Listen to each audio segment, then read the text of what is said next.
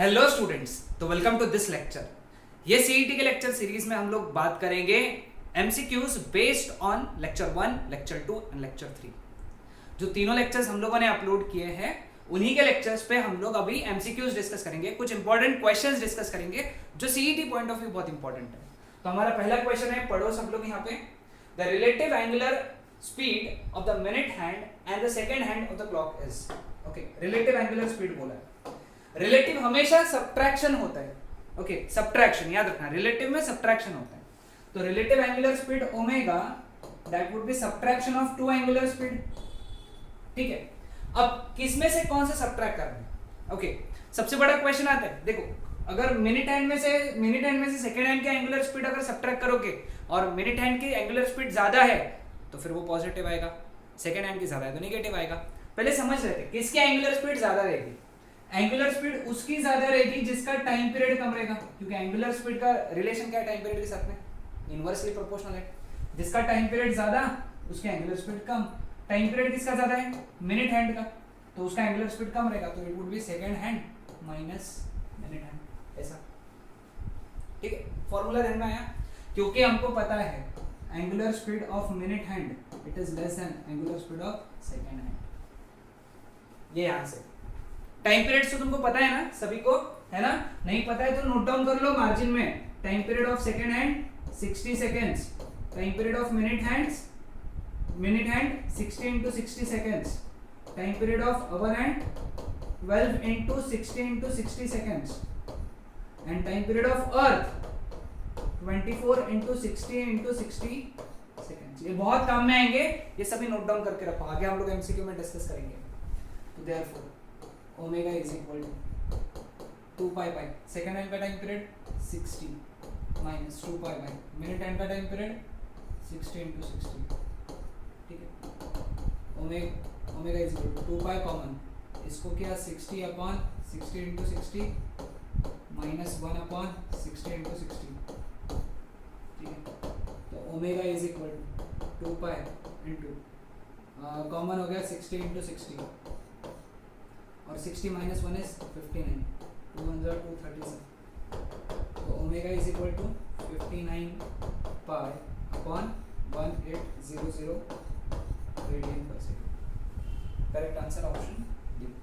ठीक है, अब होमवर्क के लिए तुम मिनट हैंड और आवर हैंड इसके बीच का रिलेटिव निकाल के रख लो, आंसर सोच के रख लो, मतलब एक बार सॉल्व करके देख लो, यानी एग्जाम में आता है तो ज्यादा सोचना नहीं पड़ेगा, ऑलरेडी कैलकुलेटेड अपने दिमाग में रहेगा। ओके, और फिर सेकंड हैंड और अवर हैंड का भी निकाल के रख लो, फिर अर्थ का और अवर हैंड का भी निकाल के रख लो, अर्थ का मिनट हैंड के साथ में निकाल के रख लो, सब दिया हुआ है ना? चलो नेक्स्ट क्वेश्चन की तरफ बढ़ते हैं। A particle performing a UCM of radius pi meter makes p revolutions in t seconds. What is its tangential velocity? Tangential velocity यानी velocity, फॉर्मूला r ओमेगा, ये फॉर्मूला है उसका। ठीक है, अब ओमेगा हमको r पता है, ओमेगा नहीं पता है, तो ओमेगा के लिए अपने को चाहिए n, क्योंकि अब देखो यहाँ पे p revolutions in t seconds, तो इसकी फ्रीक्वेंसी कितनी होगी? Number of revolution per second. समझेगा ये स्टेप, बड़ी इंपॉर्टेंट है। फ्रीक्वेंसी कैसे निकाला? Number of revolutions upon time, यहां से फ्रीक्वेंसी निकलता है number of revolutions upon time. ठीक है, तो देयरफॉर ओमेगा कितना हो गया? 2 पाई n यानी 2 pi p by t। Substitute करेंगे यहाँ पे तो v is equal to pi, r का वैल्यू पाई है ना, 2 पाई p बाय t, तो it is 2 pi square p by 2 pi square p by t, option D. Starting के कुछ क्वेश्चन में ऑप्शंस दिए मैंने, आगे के क्वेश्चन में ऑप्शन भी हटा दिए मैंने, क्योंकि बगैर ऑप्शंस के कैलकुलेट करते आना चाहिए। चलो, a particle is moving with constant speed v in a circle of radius r. What is the magnitude of average acceleration after half revolution? Okay, ये नया चीज है, एवरेज एक्सेलरेशन। अब देखो यहाँ पे average acceleration is equal to change in velocity upon change in time. याद रखना है, फॉर्मूला याद होना चाहिए, average acceleration is equal to change in velocity upon change in time. ठीक है, नाउ हाफ सर्कल में थीटा 180 डिग्री होता है, therefore change in velocity is 2v sin theta by 2. याद है फॉर्मूला हम लोगों ने डिराइव किया है, तो change in velocity is 2v sin 180 by 2 है ना, sin 90 sin 91, तो ये चेंज इन वेलोसिटी होगी, ठीक है। अब टाइम कितना लगता है, टाइम पीरियड का हाफ, आधे सर्कल में टाइम पीरियड कितना होता है, टाइम कितना लगता है, टाइम पीरियड का हाफ, और टाइम पीरियड कितना होता है 2 pi r by v upon 2, radius कितना है कैपिटल R, तो यहाँ पे कैपिटल R है, 2 कैंसिल, तो ये हो गया pi r by, ठीक है, तो ये हो गया चेंज इन टाइम, ये वैल्यू यहाँ पे, ये वाला वैल्यू यहाँ पे, तो average acceleration is equal to 2v upon pi r by v, ऊपर क्या, average acceleration is equal to 2v square upon pi r, this is your answer, ठीक है। अब एक काम करना, ये इसके लिए होमवर्क के लिए क्वार्टर सर्कल के लिए कैलकुलेट कर लो, अभी क्वार्टर सर्कल के लिए कैलकुलेट करो सेम चीज, एवरेज एक्सेलरेशन, ठीक है। यहाँ पे इंपॉर्टेंट कंसेप्ट ये था, फॉर्मूला पता होना चाहिए। चौथा क्वेश्चन, अब यहाँ से ऑप्शन समझिए। The angular velocity of earth is ω1 and angular velocity of hour hand of the clock is ω2, then what is the relation between ω1 and ω2? now omega is equal to 2 pi by t, ठीक है, तो therefore 1 किसके लिए, अर्थ के लिए, अर्थ के लिए ω1 का फॉर्मूला क्या रहेगा 2 pi by अर्थ का टाइम पीरियड अभी लिखा था हम लोगों ने 24 × 60 × 60, ठीक है। अवर एंड के लिए ओमेगा कितना रहेगा 2 pi by, time period our and का 12 × 60 × 60, दोनों को डिवाइड कर लेंगे यहां से, ω1 अपॉन ω2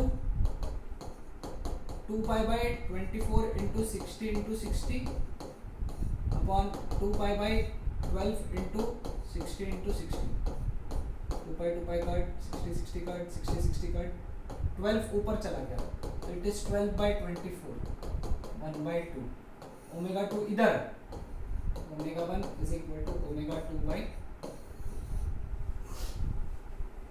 ये तुम्हारा आंसर है ना।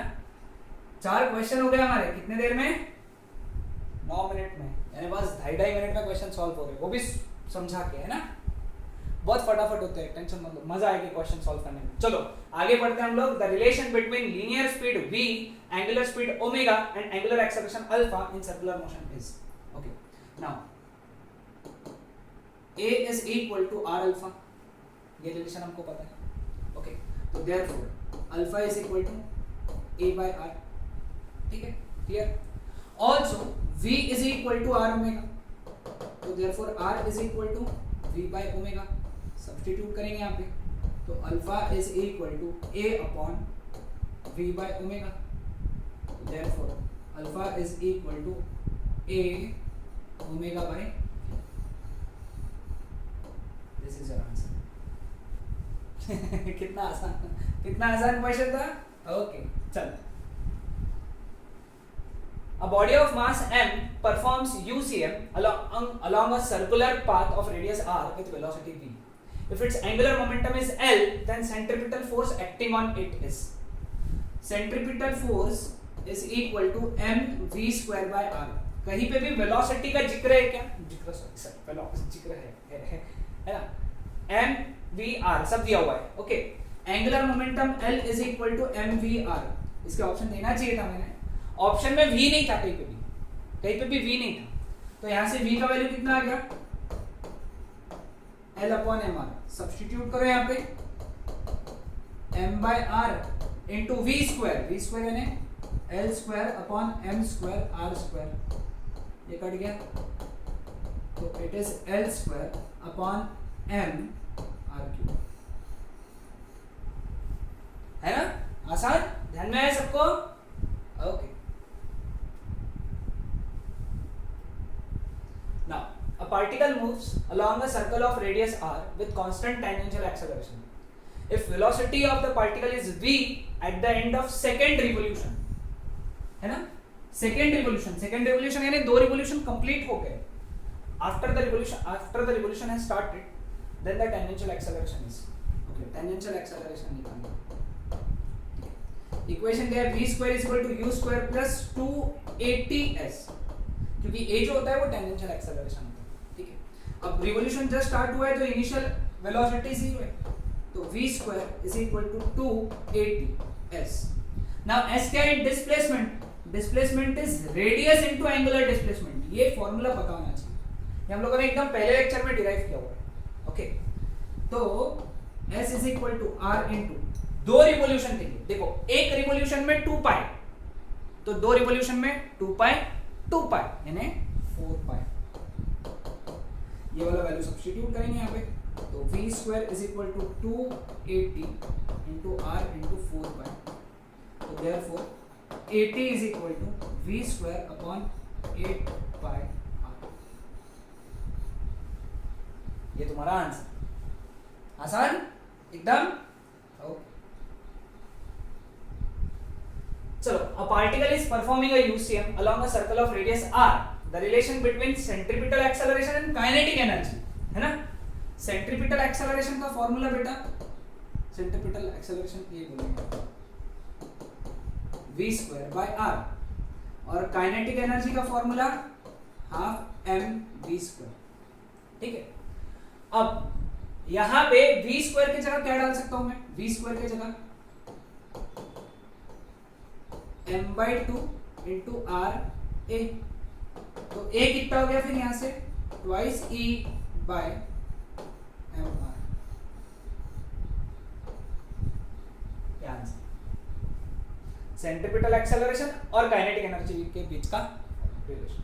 फॉर्मूलेज है, सब्स्टिट्यूट करके आंसर निकालना.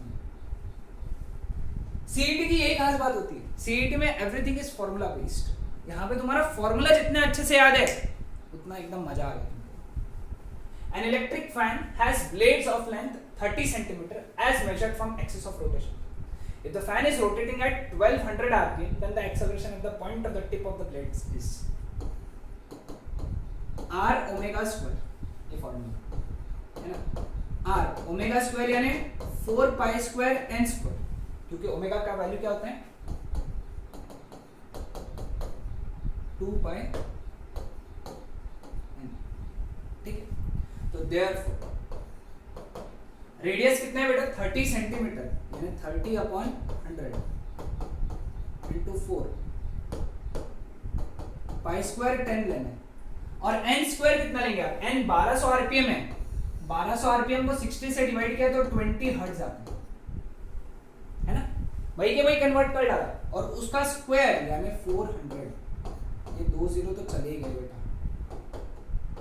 एक्सेलरेशन कितना हो गया बेटा, 1 2 तो 0 है यहाँ पे ऑलरेडी, 3 4 जा 12 4 जा 48, 4800 मीटर पर second square.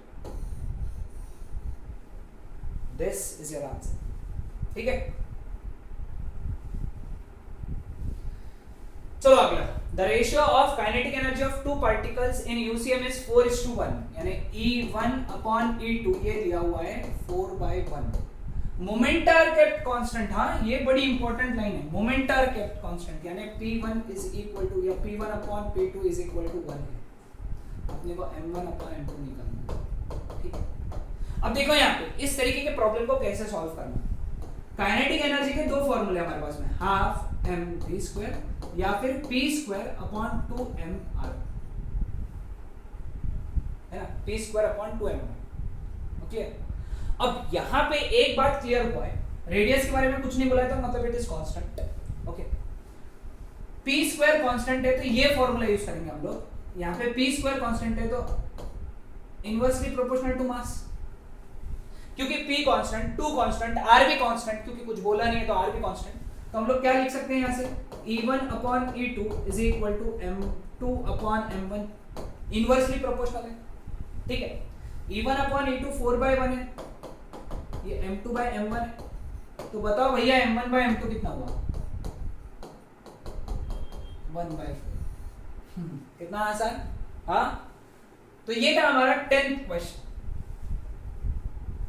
Now, when a body performs a UCM, its tangential acceleration is 0.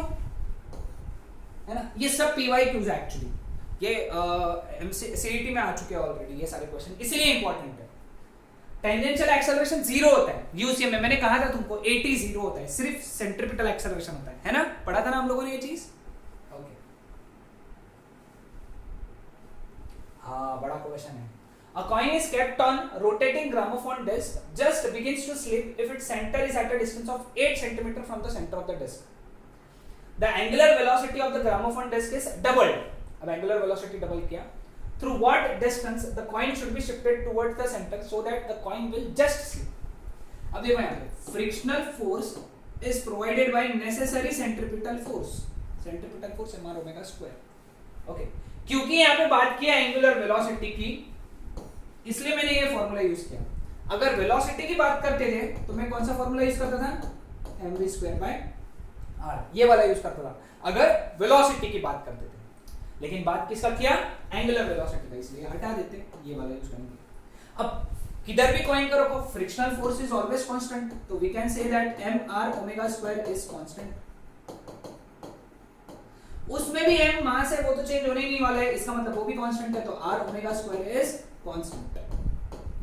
अब एक काम करो, ये बना लो अपना कंसेप्ट, ये हमारा बार बार यूज होगा कि जब भी इस तरीके का क्वेश्चन दिखे तो r⍵² इज कांस्टेंट, ये दिमाग में रखना है। r⍵² is constant, r⍵² constant यानी r1⍵1² is equal to r2⍵2²। Direct next step ऐसा लिखना। ओके, पहले बार में रेडियस कितना है 8, पहले बार में ω1 रहेगा, दूसरे बार का रेडियस निकालना है, दूसरे बार की एंगुलर वेलोसिटी डबल कर दिया यानी ω2 इज 2 टाइम्स ω1 उसका स्क्वायर। ध्यान में आया ये चीज, ये आ गया 4ω1², ω1² कैंसल, तो r2 इज इक्वल टू 8/4 यानी 2 सेंटीमीटर। ध्यान में आया सबको? हाँ, तो ये एक इंपॉर्टेंट कॉन्सेप्ट ध्यान में रखना। यहाँ पे डायरेक्ट ये क्वेश्चन दिखा ना, ये कुछ नहीं ध्यान में रखना, डायरेक्ट ये कंसेप्ट यूज करके डायरेक्ट आंसर निकाल लो, बहुत डायरेक्ट हो गया, है ना। चलो आगे, particle of mass m is revolving in a circular path of radius r such that its centripetal acceleration ac is varying with time as this। यानी ac का इक्वेशन दिया है k² r t², where k is constant, power delivered to the particle by the force acting on it is, देखो power निकालना है, power is force into velocity, ये formula है, हमको पता है, पावर का ये फॉर्मूला पता होना चाहिए, that is force into velocity. अब देखो यहाँ फोर्स जो रहेगा यहाँ पे मास इनटू टेंजेंशियल एक्सेलरेशन रहेगा, बात ध्यान में रखना, मास इनटू टेंजेंशियल एक्सेलरेशन। क्यों ऐसा बेटा, because power delivered by centripetal force is 0, power delivered by centripetal force is always 0 because centripetal force में वर्क ही नहीं होता है, तो वर्क नहीं है तो पावर नहीं है, सेंट्रीपिटल फोर्स के वजह से कोई वर्क नहीं होता, इसलिए पावर भी 0 होता है सेंट्रीपिटल फोर्स की वजह से। लेकिन टेंजेंशियल एक्सेलरेशन टेंजेंशियल फोर्स के वजह से होगा, तो इसको भी ft लिखना, ठीक है।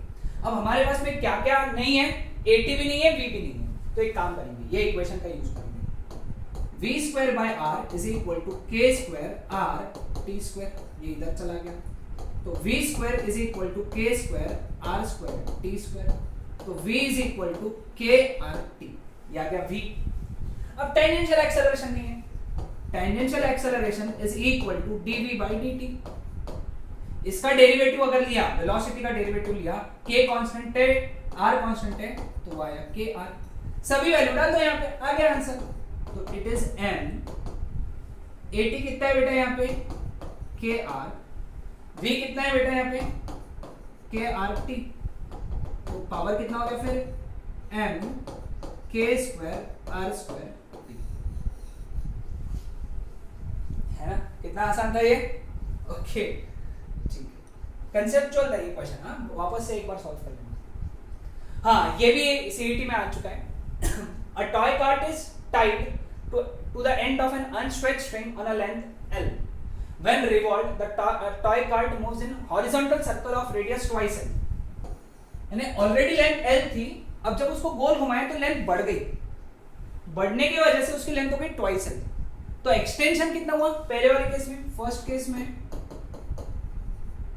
चेंज इन लेंथ कितना हुआ twice L minus L which is L. इसमें दो केस है। अब यहां पे टाइम पीरियड है t, दूसरे केस में if it is speeded until it moves in horizontal circle of radius thrice L.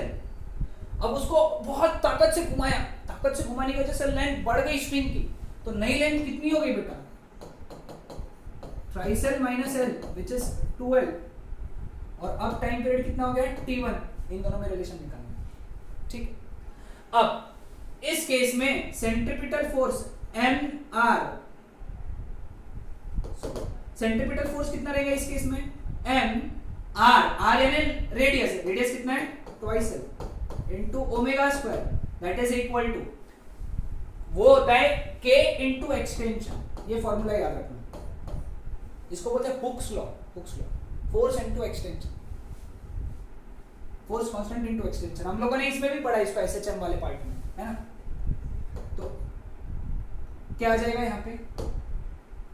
ठीक है, इसको ऐसे ही रखते हैं हम लोग, इस इक्वेशन को यहाँ पे लिखते हैं। यहाँ पे कितना आएगा? m, r कितना है? रेडियस, इसका रेडियस कितना है? Thrice L into omega 1 square.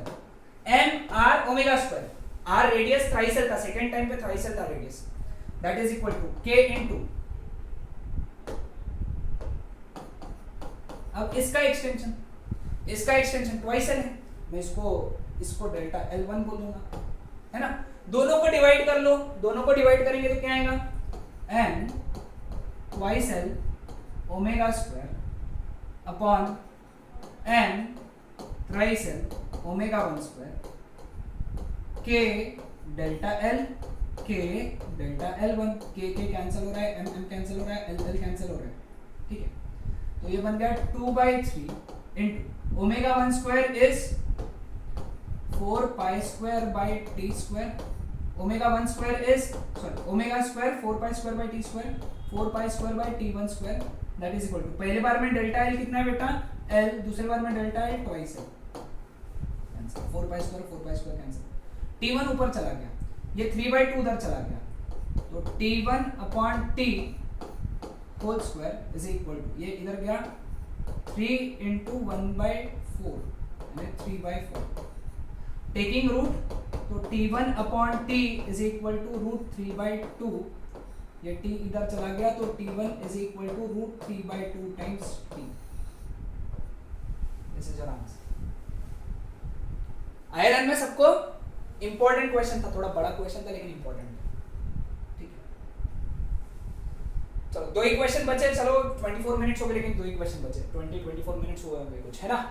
The particle of mass m describes a circle of radius r with uniform speed v, centripetal acceleration 4 by r square दिया, what is magnitude of linear momentum? चलो centripetal acceleration कितना दिया है? 4 by r square, लेकिन centripetal acceleration क्या होता है? v square by r, cancel, sorry v square, तो v कितना हो गया यहाँ से? 2 by root r। मोमेंटम क्या होता है? मास इनटू वेलोसिटी, तो mass into velocity is 2 by root r। कितना जल्दी सॉल्व हुआ ना। ओके, लास्ट क्वेश्चन, चलो last question. Angular speed of our and in degrees पर सेकंड इज, एंगुलर स्पीड क्या होता है? 2 pi by T radian per second, है ना। अपने को किस में चाहिए? डिग्री पर सेकंड में, तो रेडियन के बजाय डिग्री चाहिए, तो पाई की जगह 180 हो जाएगा, है ना। तो 2 into 180 by time period our and का कितना? 12 इंटू 60 इंटू 60, 60 1 जा 63, 2 1 जा 2 6 3 1 जा 3 2 जा 1 अपॉन 120 डिग्री पर सेकंड, ये अवर एंड का टाइम पीरियड इन डिग्री पर सेकंड। तुम एक काम करो, होमवर्क के लिए मिनट एंड का भी निकाल लो, सेकंड एंड का भी निकाल लो, डिग्री पर सेकंड में। ओके, होमवर्क है तुम्हारा, इसको सॉल्व करना है, ठीक है। तो ये थे हमारे सारे important MCQs for lecture 1, 2 and 3। Next lecture में मैं लेक्चर नंबर 4 के इंपॉर्टेंट एमसीक्यूज डिस्कस करूंगा from previous years. Okay, that's it.